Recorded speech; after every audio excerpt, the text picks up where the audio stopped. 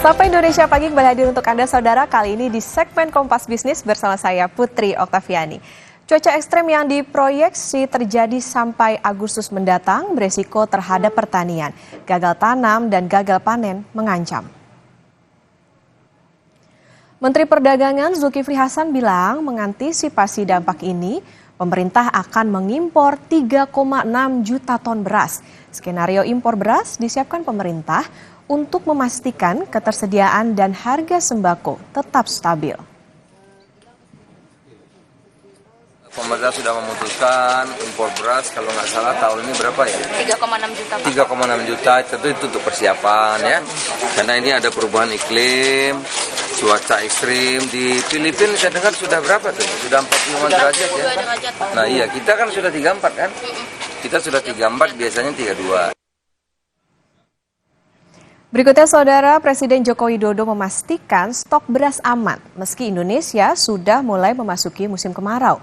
Jokowi bilang stok beras di Bulog saat ini mencapai 1,6 juta ton.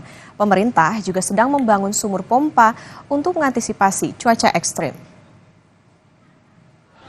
Banyak memang sudah meludak beras lokal dengan harga 12.000 sampai 13.000. Ya, saya kira ya harganya baik. Ya artinya dari angka inflasi juga akan turun kan di bulan yang kemarin. Kalau stok di Bulog sendiri sekarang ada 1,6 juta. Yang biasanya kita stok itu hanya maksimal itu biasanya hanya 1,2 atau yang sering itu malah di bawah 1,2.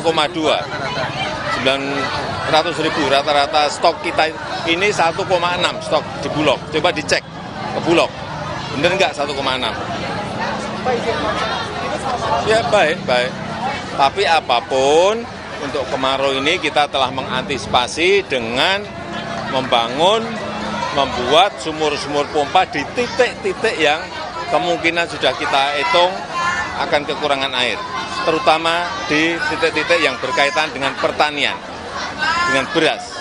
Sudah dimulai oleh Kementerian Pertanian dan Kementerian PU.